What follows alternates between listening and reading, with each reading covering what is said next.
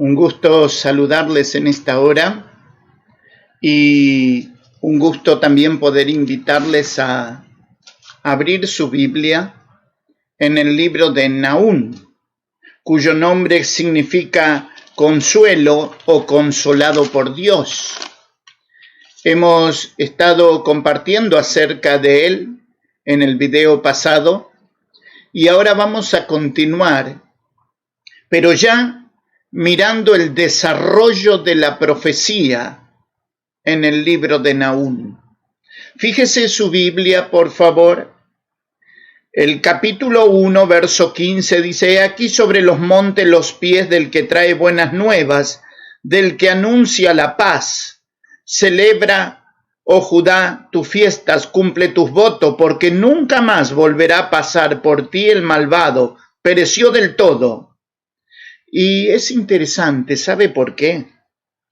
Porque este pasaje que aparece aquí en Nahum, capítulo 1, verso 15, usted lo va a volver a encontrar en Isaías capítulo 52, verso 7, y lo va a encontrar también en Romanos capítulo 10, verso 15, y en tantos pasajes de las Escrituras donde nos hace ver Dios a través de su palabra que es su palabra y que todo se complementa. Y aunque sean profetas que muy pocas veces leemos y compartimos, nos demos cuenta que la palabra de Dios, bajo la guía del Espíritu Santo de Dios, soplada por el Espíritu Santo de Dios, llegó a nuestras manos. Y qué interesante es abrir la Escritura. Y sabes, el Espíritu Santo de Dios nos lleva ahora al capítulo 2. Y fíjese que dice: subió destruidor contra ti. ¿Contra quién? Contra Nínive, la capital del reino de Asiria. Acuérdese que Nahum escribe a la ciudad de Nínive, aquella ciudad a la que 150 años antes había predicado Jonás. El rey se había arrepentido y todo su pueblo, pero no transfirieron los principios y las convicciones y la fe al corazón de sus hijos.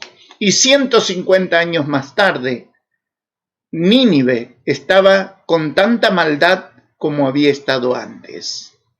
Entonces, el profeta escribe y dice en el capítulo 2: subió destruidor contra ti, guarda la fortaleza, vigila el camino, ciñe los lomos, refuerza mucho tu poder, porque Jehová restaurará la gloria de Jacob como la gloria de Israel, porque saqueadores lo saquearon y estropearon sus mugrones. Es interesante aquí.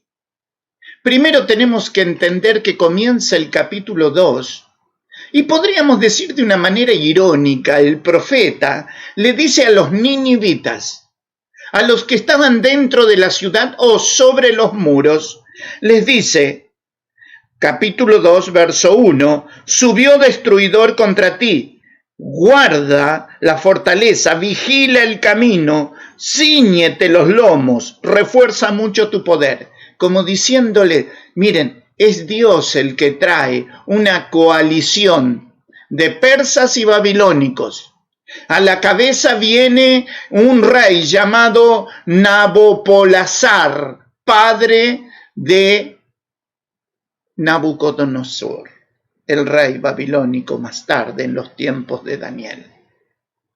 Este Nabopolassar es el que va a llegar para destruir a Nínive. Está en los designios de Dios que esta ciudad sea destruida. Por eso digo de una manera irónica, es como que a Nahum le dice: prepárense, afiáncense. Estén con todos los sentidos preparados. ¿Por qué razón? Porque subió destruidor. O sea, Nahum estaba diciendo: no van a escapar del que viene para destruir. Y fíjese que luego va a decir, verso 2, porque Jehová restaurará la gloria de Jacob como la gloria de Israel, porque saqueadores lo saquearon y estropearon sus mugrones. Parecería que es un versículo que no encaja. Pero qué extraordinario que es el Espíritu Santo de Dios. ¿Sabe por qué? Porque el Espíritu Santo de Dios nos lleva a que pensemos en esa noche en que Jacob batalló con el ángel, ¿se acuerda? Esa noche en que le fue cambiado el nombre, ya no era Jacob, que significa suplantador, sino que le cambió el nombre. Israel, le dijo el ángel, será tu nombre, porque luchaste con Dios y has vencido. El príncipe se levantaba.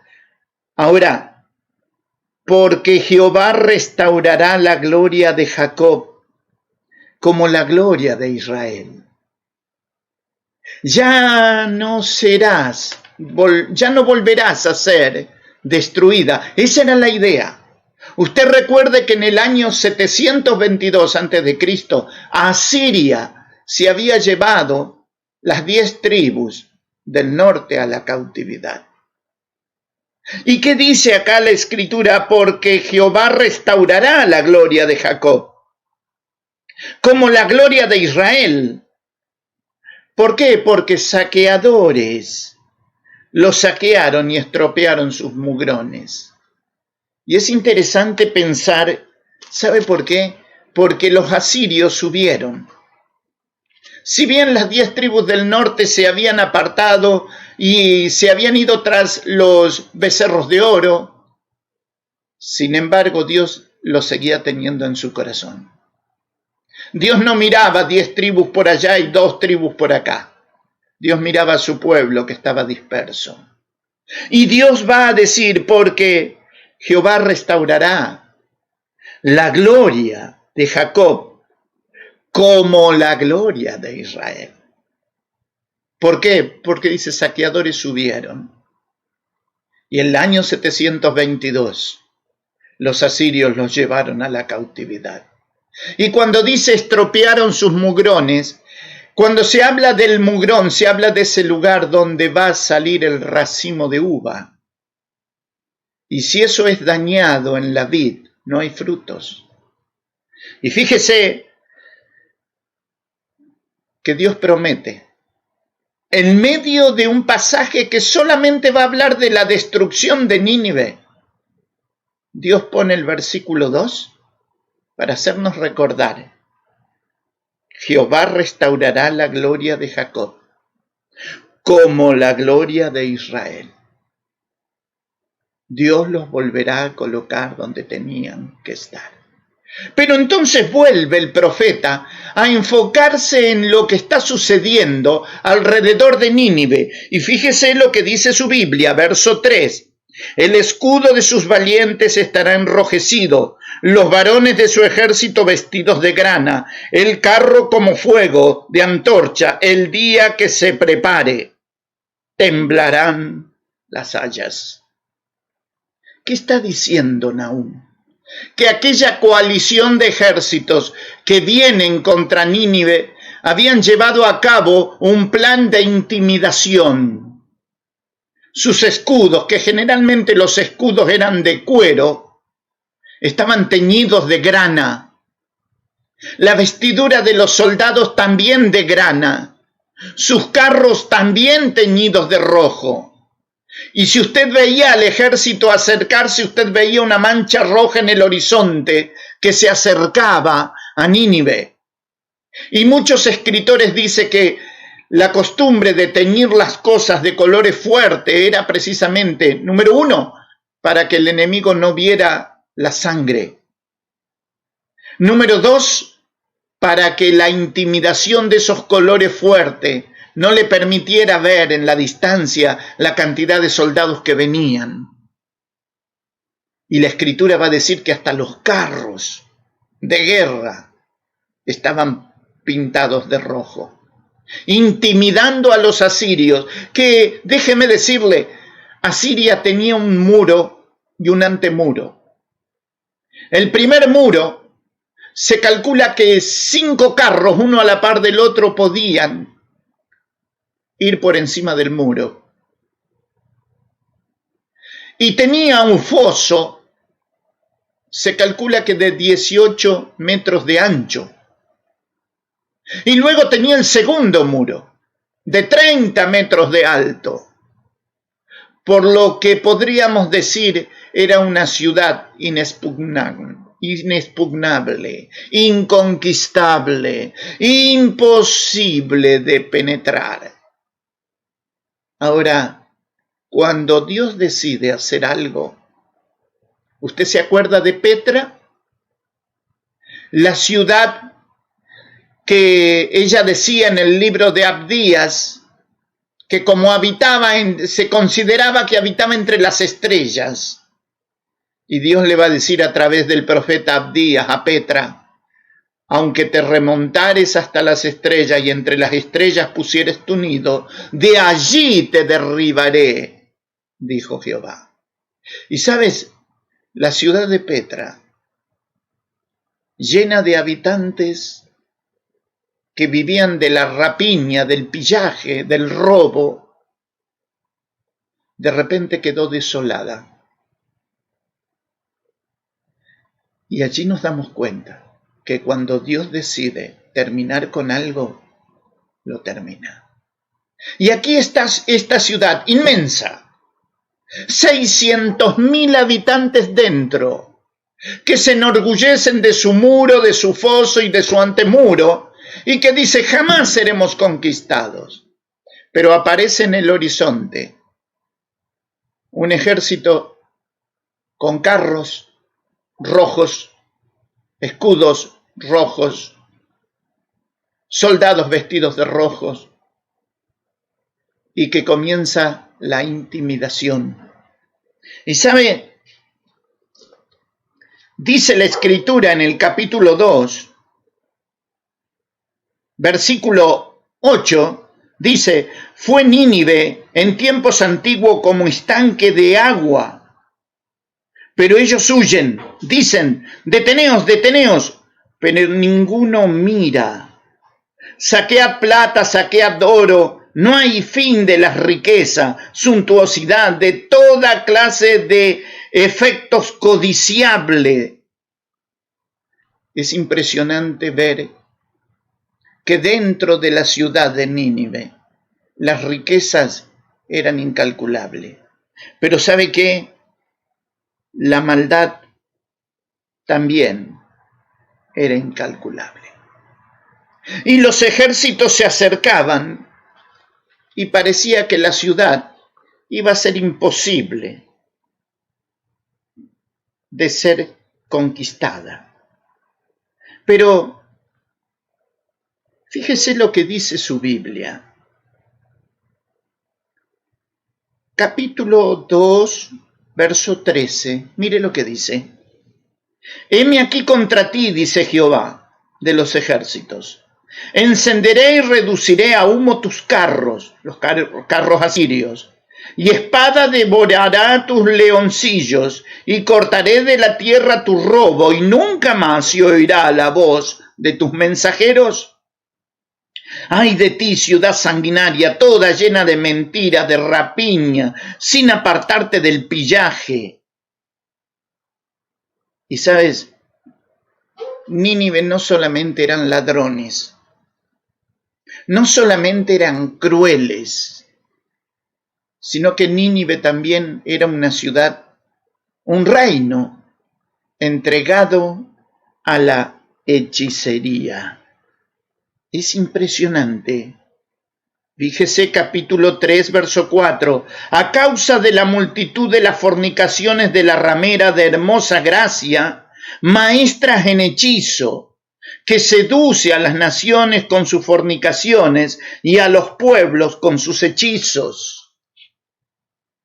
Era muy común que aquellos ninivitas se entregaran a la adoración de las estrellas, entregados a los conjuros, a los hechizos, a la magia negra, a tal punto que cuando se habla de fornicación acá, se habla de reyes asirios invitando a reyes de otras naciones a participar en su idolatría. Por eso se trataba también de una fornicación espiritual, idolátrica. Y sabes, dice la Escritura, capítulo 3, versículo 14. Provéete de agua para el asedio, refuerza tus fortalezas, entra en el lodo, pisa el barro, refuerza el horno, allí te consumirá el fuego, te talará la espada, te devorará como pulgón. Multiplícate como langosta, multiplícate como el langostón. Es interesante, ¿sabe por qué? Porque cuando llegó el fin del reino asirio, cuando llegó la hora en que Nínive tenía que caer, Nínive era una ciudad que estaba protegida por el río Tigris. Y parecía que era, como dije antes, inexpugnable, ¿verdad? Pero llegó el día de la inundación, se desbordó el río. Pegó con ímpetu contra las puertas de la ciudad de Nínive. Y cuando parte del muro cayó, el ejército babilónico persa entró y llegó el fin del imperio asirio. Y yo pensaba, porque uno comienza a notar acá cómo el fin de la ciudad está en el horizonte, cómo ya Dios dictaminó en la historia que ese era su fin. Y yo pensaba en un rey asirio con una soberbia tan grande y que parecería que la soberbia es la enfermedad de todos los reyes, ¿no? Porque cuando usted va al libro de Isaías, si usted quiere puede ir allí ahora y acompañarme. Este rey asirio se llama Senaquerib. Viene ya no contra las 10 tribus del norte, sino que viene al sur, viene a llevar cautivo a todos los habitantes de Jerusalén. Y en Jerusalén está el profeta Isaías, contemporáneo de ese acontecimiento. Dice el capítulo 37 de Isaías, verso 21. Entonces Isaías, hijo de Amós, envió a decir a Ezequías, el rey de Judá, capital Jerusalén: Así ha dicho Jehová, Dios de Israel, acerca de lo que me rogaste sobre Senaquerib, rey de Asiria. Estas son las palabras que Jehová habló contra él. La Virgen, hija de Sión, te menosprecia. Ahora preste atención. Cuando el profeta Isaías dice, la Virgen, hija de Sión, te menosprecia, le llamaban así a Jerusalén. ¿Por qué? Porque era una ciudad que nunca había sido tomada. Como una virgen es virgen porque nunca ha sido tomada, así se le llamaba a Jerusalén, la Virgen, porque nunca había sido tomada. Y fíjese lo que dice, verso 23. ¿A quién vituperaste?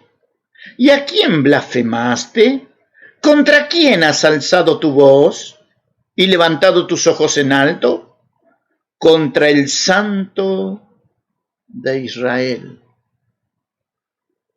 ¿Sabe qué había dicho Senaquerib? Mis caballos son tanto que puedo secar los ríos de aquí. Voy a llegar y voy a tomar el control.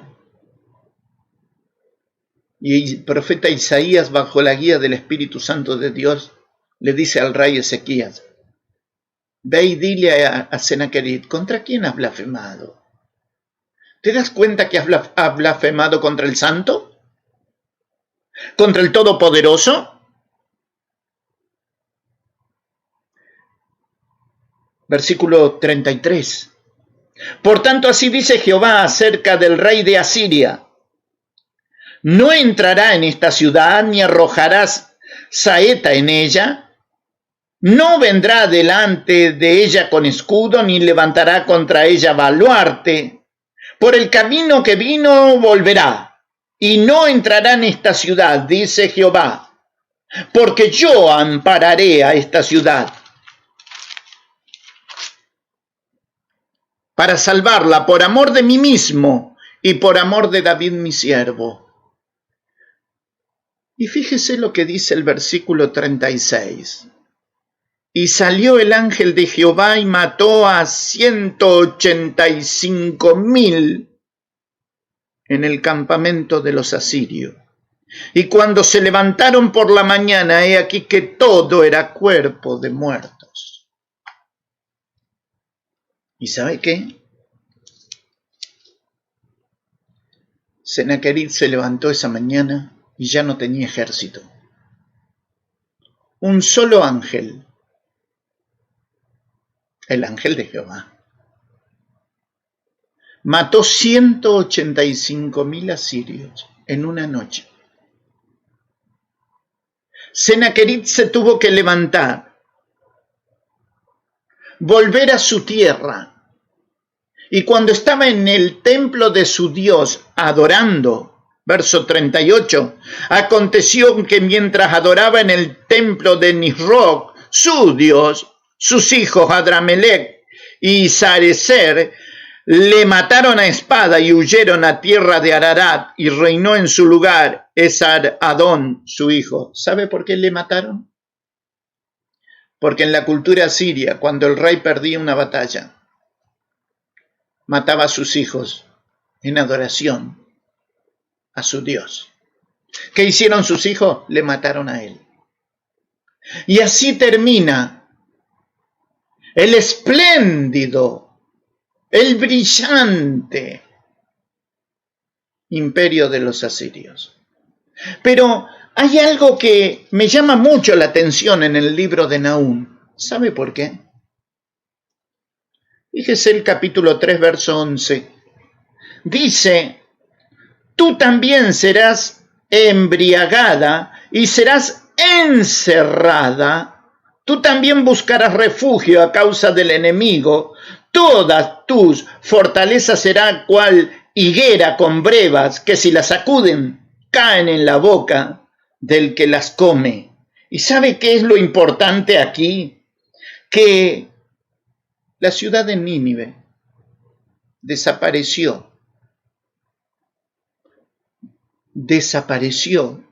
arqueológicamente hasta el año 1800, cuando fue descubierta por los arqueólogos. Desapareció de la faz de la tierra. Solo quedaron piedras desnudas, esparcidas. ¿Por qué? Porque Dios le puso fin a un reino de crueldad. Dios le puso fin a un reino de destrucción. Por esa razón va a decir el verso 18 de Nahum capítulo 3. Durmieron tus pastores, oh rey de Asiria, reposaron tus valientes. Se refiere al sueño de la muerte. Ya no tienen poder. Aquellos caballos siniestros que se paraban en dos patas. Aquellos carros que parecía que en vez de correr volaban. Aquellos jinetes que mataban a diestra y a siniestras. Llegó su fin. Sus ruedas ya no giran. Sus caballos ya no se levantan. Sus espadas ya no se desenvainan. Sus gritos ya no se escuchan. Porque dice la Escritura: durmieron tus pastores, oh rey de Asiria. Reposaron tus valientes. Tu pueblo se derramó por los montes y no hay quien lo junte. No hay medicina para tu quebradura. Tu herida es incurable. ¿Sabe que cuando el rey de Babilonia entró en Nínive. Parecería contradictorio, ¿no? Porque la inundación le ayudó a los babilónicos para que el muro cayera, por un lado. Pero el rey de Asiria se encerró en su palacio y se prendió fuego. Agua y fuego. Agua abría el muro. Fuego terminaba con el rey y sus riquezas. Así cayó el reino de Asiria. Así cayó la capital, Nínive, y aquellos 600,000 habitantes terminaron esparcidos por los montes. Y dice aquí la Escritura, terminando ya Nahum, no hay medicina para tu quebradura. ¿Qué quiere decir? No hay restauración. Llegó tu fin, Nínive. Tu herida es incurable. Todos los que oigan tu fama batirán las manos sobre ti, porque ¿sobre quién no pasó continuamente tu maldad? ¿Qué está diciendo Nahum cuando cierra su libro? Los pueblos, cuando oigan acerca de ti, van a batir las manos, van a aplaudir diciendo, se terminó Nínive, se terminaron los asirios y su crueldad. Quizás Jonás hubiese esbozado una sonrisa, ¿no? Porque él 150 años antes tuvo que predicar a una ciudad que se arrepintió. Pero aquí Nahum está sellando el fin en el cual el reino de Asiria encuentra en manos de los babilónicos y una coalición con los persas el fin de su reinado. Mis queridos, siempre decimos que todo lo que el hombre sembrare, eso también segará. Por eso la importancia de saber que Dios está en el control absoluto. ¿Sabe? Me quedaba pensando en este Senaquerib, este rey asirio, que se enorgullecía de su fuerza, de su maldad, de su poderío bélico. Parecerían los reyes de las naciones hoy, ¿verdad? Uno inventa este submarino, el otro aquel misil supersónico, y el otro, y todos inventan armas de destrucción masiva. Y aquellos reyes de aquel entonces también consideraban que ellos iban a reinar para siempre. ¿Se acuerda de el sueño que tuvo Nabucodonosor cuando llamó a todos los magos y astrólogos para que le dijeran la interpretación del sueño? Daniel le interpretó su sueño. Él había soñado esa estatua de diferentes metales, cabeza de oro, pecho de plata, torso de bronce, piernas de hierro, y sabemos que cada uno de ellos representaba un imperio diferente que se levantaría en la historia. Sin duda que a Nabucodonosor no le gustó mucho ser él la cabeza y que después viniera un imperio medo-persa, y después un griego y después un romano. Más tarde él hace hacer una estatua, pero toda de oro, y pidió que todos los habitantes de la tierra en su reino la adoraran. Él consideraba con esa estatua de oro que así como la cabeza de oro de aquel sueño le representaba a él pensaba que haciendo una estatua de oro, él iba a durar para siempre en el reinado. Y la muerte termina con todo. El fin de los reinados y de los ideales, de este, de aquel y del otro, terminan cuando Dios dice, basta. Por eso, toda la crueldad, la soberbia y el orgullo asirio, babilónico, persa, medo-persa, griego, romano, encontró su fin. ¿Dónde? En el tiempo. Pero qué importante es cerrar este libro pensando que nosotros también hemos recibido de parte de Dios una vida para servirle, para caminar con Él, para agradarle. Y sabes, el nombre de Nahum, consuelo o consolado por Dios, nos tiene que llevar a nosotros a meditar. En que en tiempos difíciles como vivió Nahum, el consuelo de Dios nunca faltó. La promesa de Dios nunca faltó, porque Él allí en el capítulo 2, versículo 2, Él va a decir que iba a restaurar la gloria de Jacob y de Israel, y de hecho lo hizo. Y fíjese, pasando tantos años en la historia, nos damos cuenta que Israel volvió a ser nación, y allí están colocados. Y allí está como testigo presencial de que Dios existe. Y que cada uno de nosotros, mirando a ese su pueblo, Israel, del cual Dios dijo, será restaurado, vemos el cumplimiento de la palabra.